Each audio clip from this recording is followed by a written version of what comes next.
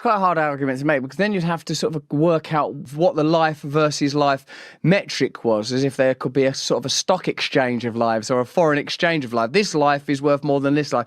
I think Russell Brand is now stepping in the ring when it comes to the Joe Rogan and Tucker Carlson versus Ben Shapiro and the Daily Wire situation. Obviously, if you don't know, Tucker Carlson was on the Joe Rogan Experience recently where they just simply asked a few questions about the atomic bombs being dropped on Japan, about maybe the moon landing and things like that, 9/11, stuff like that. Just asking questions, the same questions that everybody has been asking for so long, just discussing the topics. But because Tucker Carlson is doing it, that's where the Daily Wire draws the line. And the Daily Wire, Jeremy Boring, Ben Shapiro, and the rest of them were saying that if you ask these questions, even insinuate that these things could possibly be lies told to us by intelligence agencies or the government or whatever, then you are un-American and not a critical thinker. And you're only a critical thinker if you blindly believe everything that they tell you to believe. And if you ask any questions or even think for a second that these things could be lies, even though we've been lied to over and over and over again, then you're not a critical thinker and you're un-American. And now Russell Brand is stepping in to once again destroy these just idiotic talking points from Ben Shapiro and the Daily Wire. Let's check this out. About the ongoing Tucker Carlson,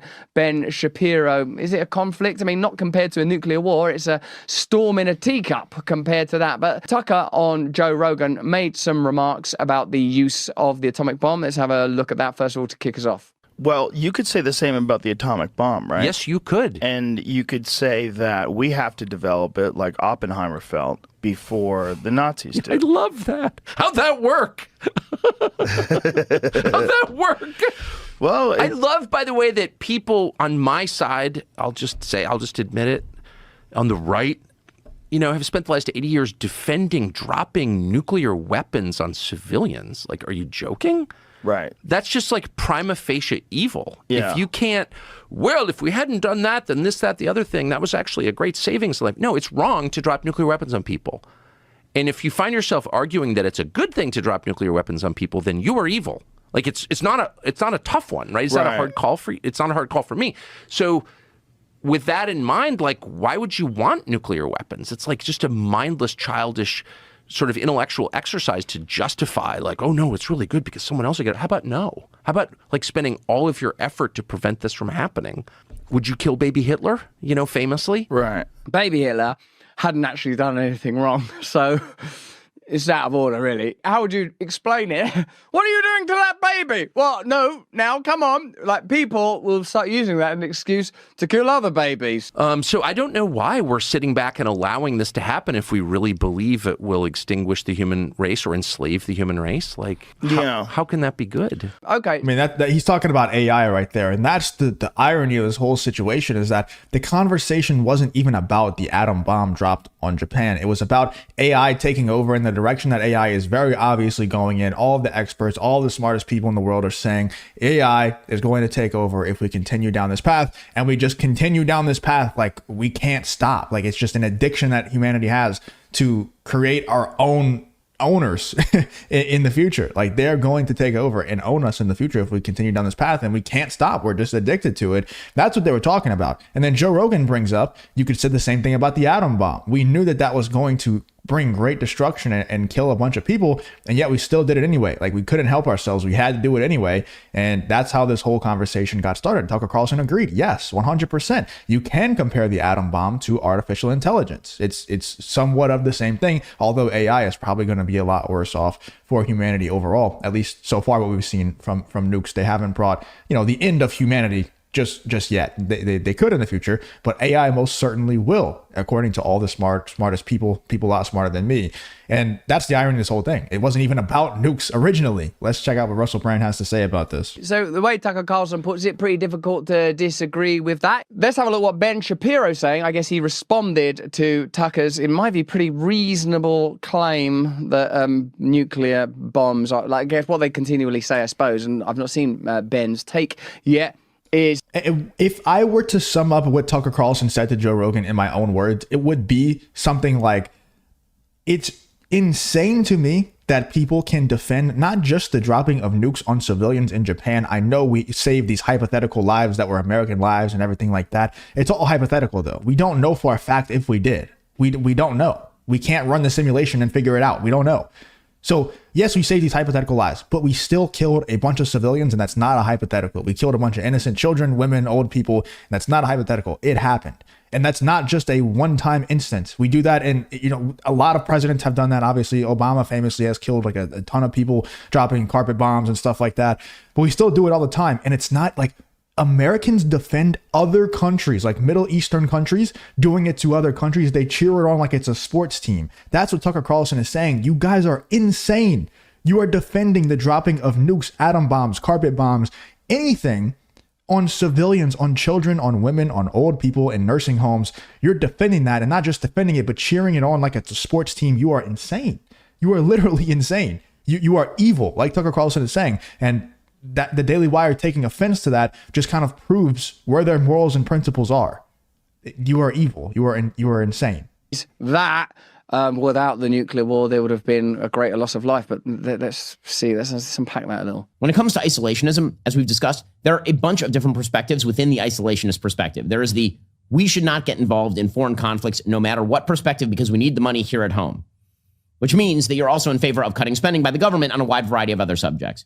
There's also an isolationism that suggests that whenever America gets involved in foreign conflicts, that tends to taint the United States, not it's about the United States tainting the rest of the world. But there is a theory that has now arisen on the right that there is something deeply malign about the United States, something deeply wrong with the United States. Most people on the conservative side of the aisle tend to believe that America is a force for good in the world. And as we'll discuss, if you enjoy content like this, and make sure you leave a like and subscribe to the channel. It really does help me out a ton. Let's get back to the video. It turns out that dropping the atomic bomb on Japan was necessary for ending World War II and likely saved millions of lives, both American and Japanese. Why are we talking about how many lives it would save? It's just wrong to drop the bomb. Well, no, actually, if you end up saving more lives than are cost by the dropping of the atomic bomb, then it is morally justified to drop the atomic bomb. And that happens to be the reality of the situation. It's quite a hard argument to make because then you'd have to sort of work out what the life versus life metric was, as if there could be a sort of a stock exchange of lives or a foreign exchange of life. This life is worth more than this life.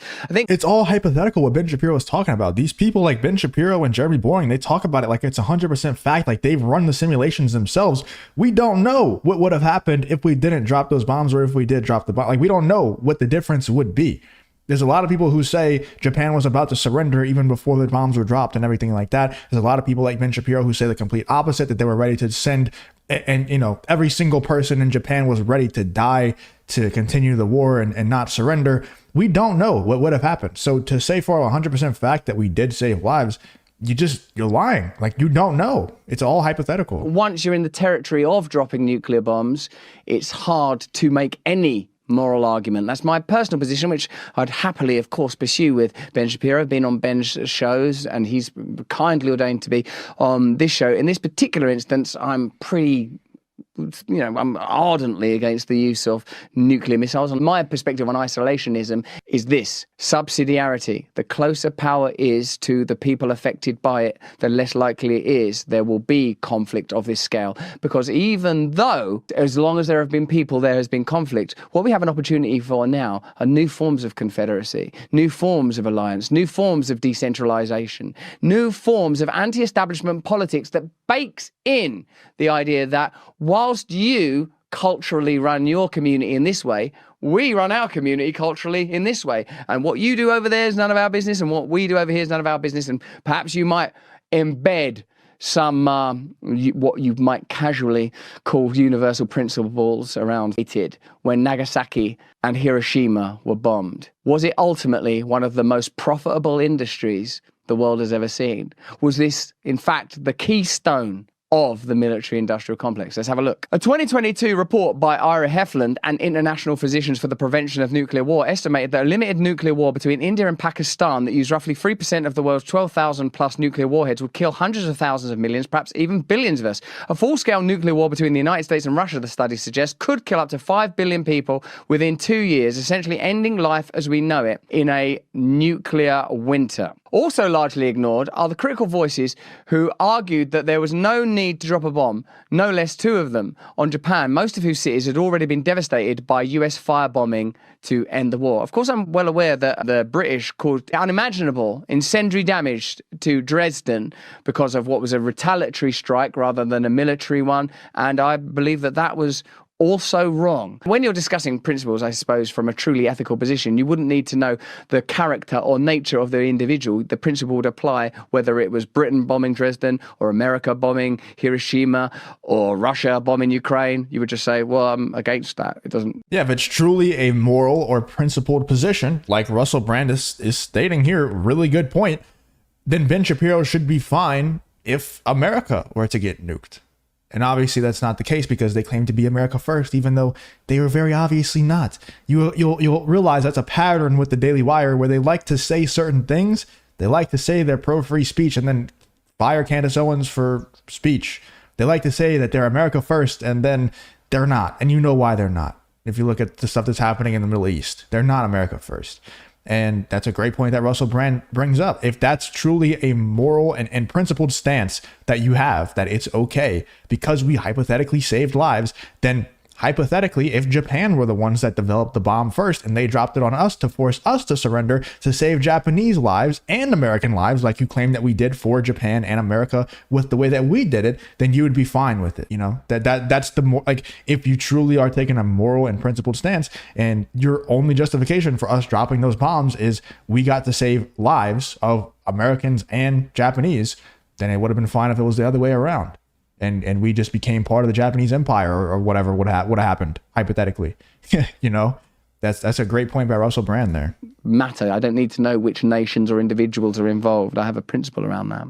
General Eisenhower wrote that when he was told by Secretary of War Henry Stinson of the plan to drop atomic bombs on populated areas in Japan, I voiced to him my grave misgivings, first on the basis of my belief that Japan was already defeated and that dropping the bomb was completely unnecessary. Okay, so I suppose the argument, according to Eisenhower, who's a president and a significant general, the idea that Japan would somehow galvanize an ongoing Second World War, at least by his reckoning, is bogus. The film also failed to address, they're talking about Oppenheimer, the health impacts of the research, testing and production of such weaponry, which to this day is still causing disease and death, even without another nuclear weapon being used in war.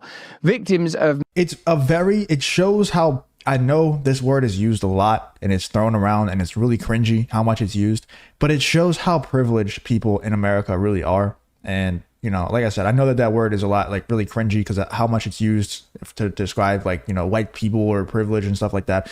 But it's true when it comes to people like Ben Shapiro and Jeremy Boring and people who are defending dropping nukes on innocents. It just shows how privileged they really are. Because I can guarantee you anybody who's in the Middle East and has actually experienced war in their backyard, who has experienced the sound of missiles flying over their head when they're in their home, I guarantee you they're not in favor of any sort of dropping bombs, nuclear, atomic, hydrogen. It doesn't, like carpet bombs, like normal bombs, grenade, like any sort of warfare. They're against it. I guarantee it. Unless they are like one of the extremist groups that tries to start the warfare. But the civilians, like imagine if Ben Shapiro was actually lived in a country that experienced those things. I guarantee you he would be calling for peace across the whole world, or across the globe. But because he's privileged in America and we feel like we're so immune to this stuff, like we're not going to be touched within America, then he's allowed to say these things, and not even just about defending America's past, but also trying to warmonger for other countries who he has no like he's not even a citizen of. He's trying to warmonger for them and saying that they should turn other countries and flatten them with carpet bombs and things like that. It just shows the privilege of Ben Shapiro and the others from the Daily Wire. I thought this was a great response by Russell Brand. Let me know in the comments what you're thinking about this Russell Brand response to Ben Shapiro going and attacking Tucker Carlson and Joe Rogan and that whole Joe Rogan Experience episode. Let me know in the comments what you're thinking about this whole situation. If you did enjoy the video, please leave a like, subscribe, all that good stuff, and hope to see you guys on the next one.